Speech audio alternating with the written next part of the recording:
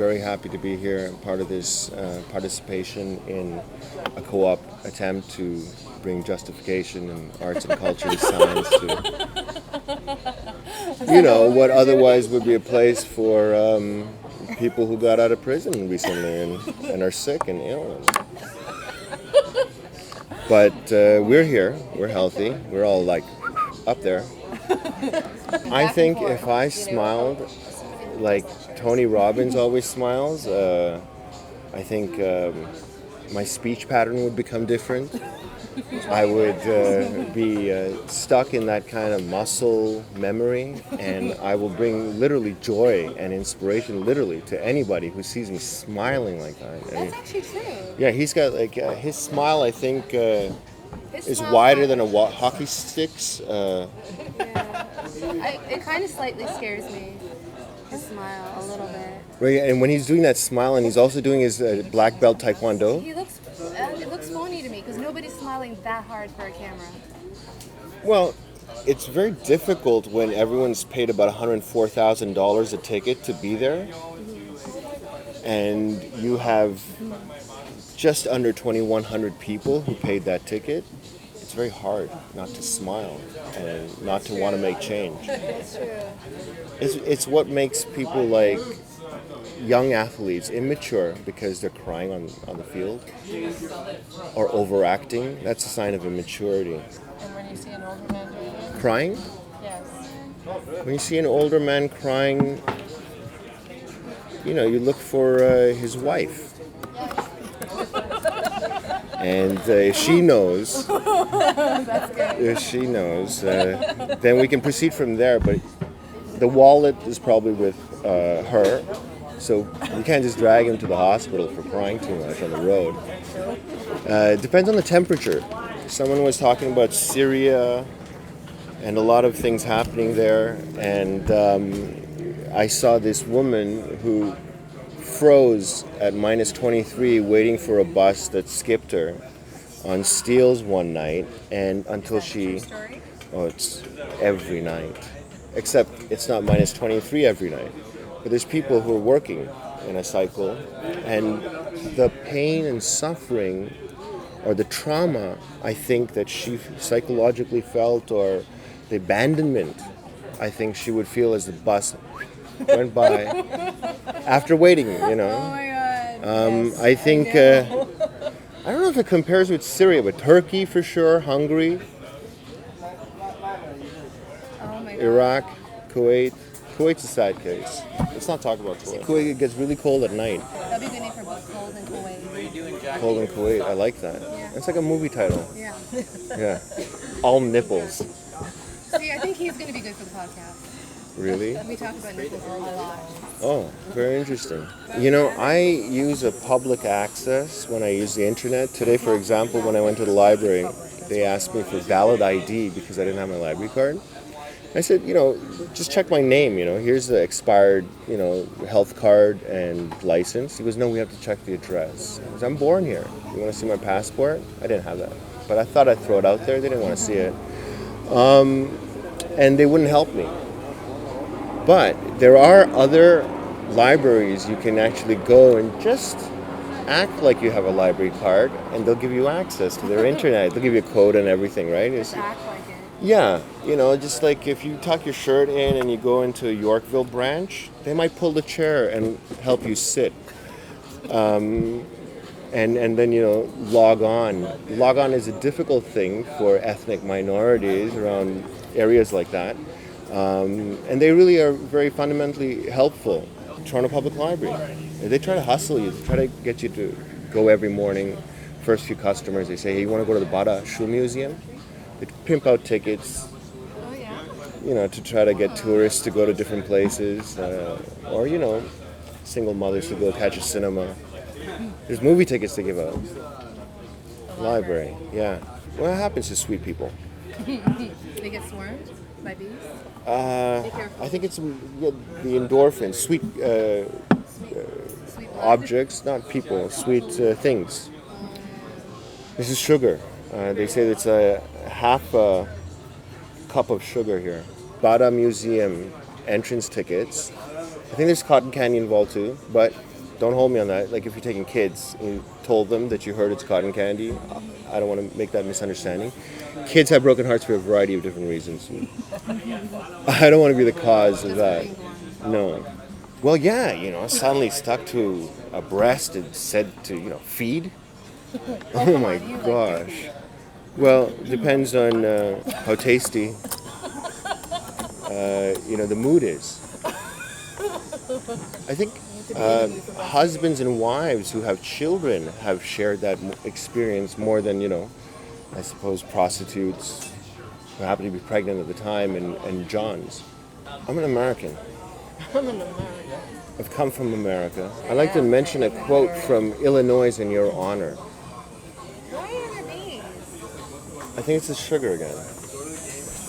Pour some sugar on me. Very close. You got the right idea.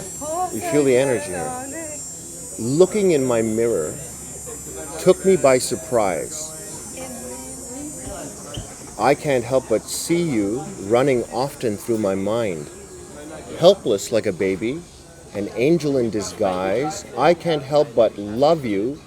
It's getting better all the time. Again, it starts off with looking in my mirror. He's already talking about having a mirror. He's obviously has a house and a room where he's able to put up a mirror. Not And it necessarily. took me by surprise, and this is where the unnecessary. In the subway station bathroom. Or subconsciously. Either way, you're correct because it takes him by surprise. Took me by surprise, he says, right after looking at the mirror, so it's probably not the washroom scenario I was thinking about earlier. But I can't help see you running often through my mind. This is from Illinois, 1976. That's the year I was born. Michael Jackson. Michael Jackson's quote? Yes. Yes! Wait a minute, what month? What month? I want to just know if it's on my birthday. No, it says Chotu next to it. Chotu means little kid. Wait a minute, is Michael Jackson from Illinois? I know there's All black people come from the same place in Mississippi. They move up to Chicago sometimes. some of them live in Virginia. I met one here. I don't know Virginia, I don't know Jinnah, I don't know Sunni. All I knew is that to perpetuate slavery would be a crime. And in order to protect more than the individual, since the individual falls victim to its own prey so often, there's only a need for a society to accept a community umbrella, like the Nation of Islam, for example, that was derived not from Mississippi, not from the roots of Harlem or Brooklyn, or it's from Saudi Arabia. I have given up my name, Malcolm Little, Malcolm X, Come on now. Sheikh Al Shabazz, Malik. We will not take from the white people, the American people, the liquor that they have created to keep us down, to intoxicate us, not keep us in our senses. We will not purchase that with our money, and we will abolish that. I think gone are the days when a black man has a broken tail light and has to go to the convenience store at 3 a.m. to pick up milk and is stopped, harassed by the police, and then shot and gunned down and dies on the sidewalk without getting any help for 14 hours. I do not think that it's an America that I want to belong to. The Christian is not to become a Hindu or a Buddhist, nor a Hindu or a Buddhist to become a Christian, but each must assimilate the spirit of the others and yet preserve his individuality and grow according to his own law of growth. This is 1893 Chicago. Swami Vivekananda. He came to Chicago. He sold out the stadium. I know Joe. Joe was selling hot dogs outside. He had pretzels. They got hungry when they went out back then too. Joe had seen Swami Vivekananda come from the port off the lifeboat-looking instrument in the water. Brooklyn has boats. Harlem has boats if you tied it up with a car. I think being black is very difficult. I'm not talking about catching a bus. I'm talking about me being an impersonator. an impersonator of, the tendencies, the voices. As an impersonator, how do you find time for yourself? Well, I take time away from myself to be an impersonator. I think time out from me is sometimes jumping into a character and relieving myself, Not a Steve Martin way or a Gandhi way where you just hold a cup under the table. You just carry the cup because you drink it. There's like no waste, right? It's super efficiency. It's like NASA without the robotics.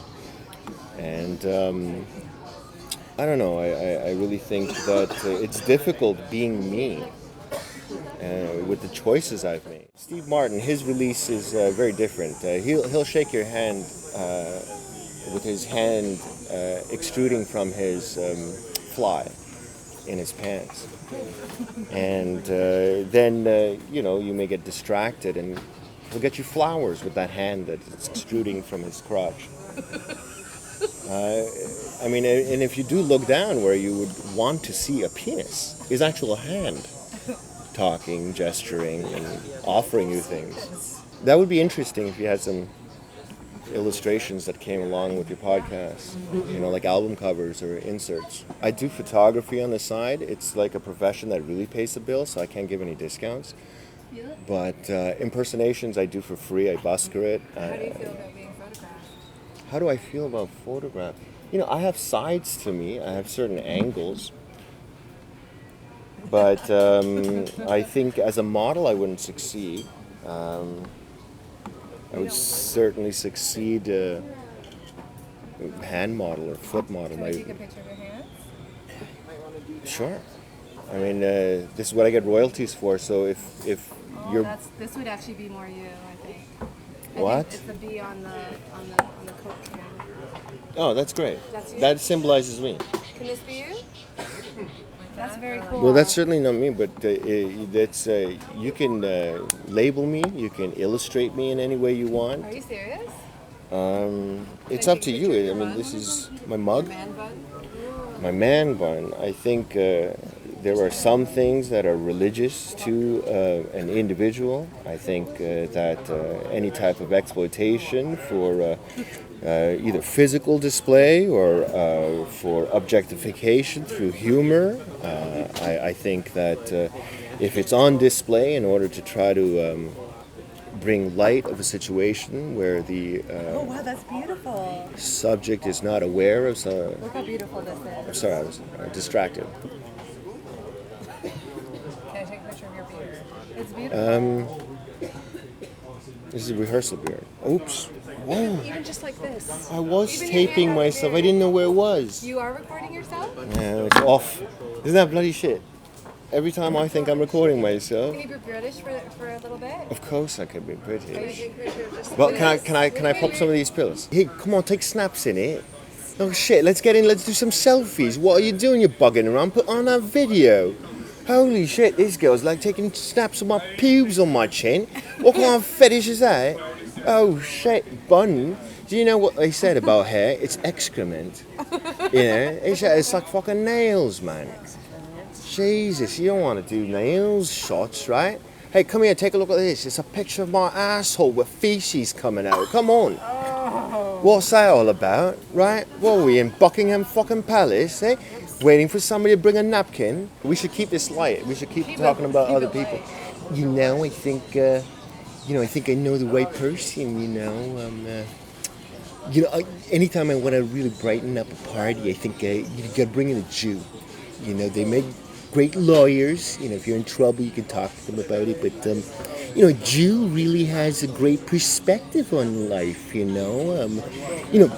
like to quote a Jew maybe, if I can, friends, my comrades in the war of liberation, today I demand of you, look at the police copters, they know, when a Jew speaking, it deserves, respect and innovation, and all right, the quote goes, and friends, my comrades, he's talking to the people in the War of Liberation. He said, today I demand of you one thing above all.